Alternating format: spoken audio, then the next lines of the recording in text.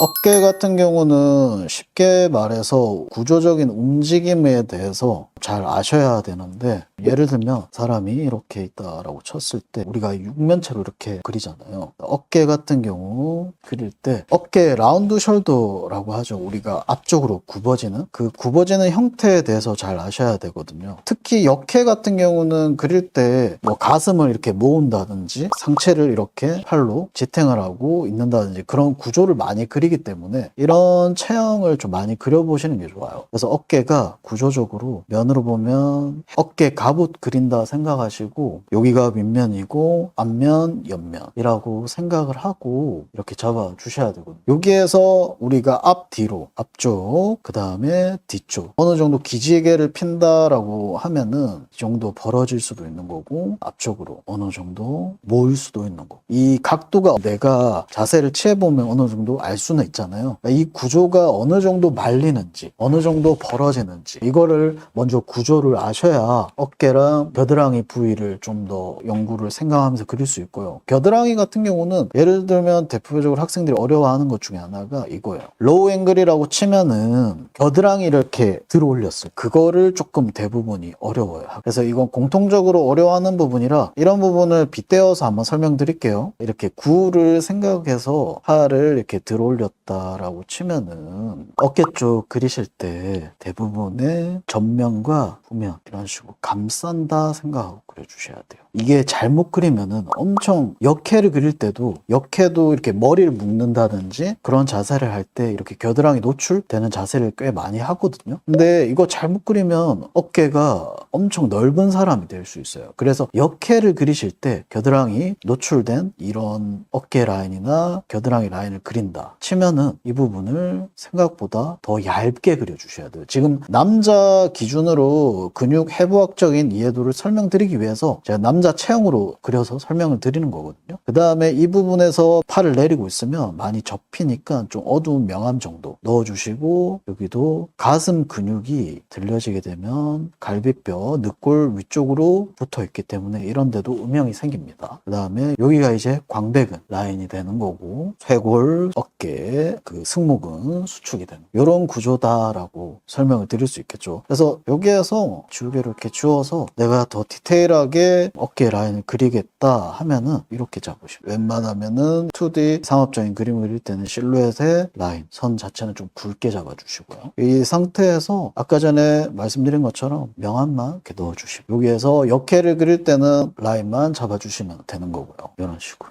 응용을 해서 그려주시면 되고, 그래서 하이 앵글, 위에서 내려다본 앵글, 약간 겨드랑이 노출하는 로우 앵글, 이 두 가지를 토대로 많이 그려보시는 게 좋아요. 낙서할 때 대부분 많이 하라고 하는 게 그냥 뻣뻣하게 서 있는 거 말고 앞으로 여러분들이 일러스트를 그린다든지 응용을 해서 그릴 거잖아요. 그렇게 그릴 때 그냥 그리는 것보다 구도적인 연출이 들어가서 전신은 안 그려도 좋으니까 상반신, 뭐 바스트만 자른다 하더라도 이런 식으로 중첩이 일어나는 하이 앵글을 그려본다든지, 특히 내가 잘 못 그리는 앵글 있잖아요. 로우 앵글, 밑에서 올려다보는 앵글이야. 이런 식으로 하이 앵글, 로우 앵글 박스를 가둬놓고 그리는 작업을 낙서처럼 공부한다 생각하지 말고 낙서를 많이 하셔야 드로잉, 데생은 많이 늘어요.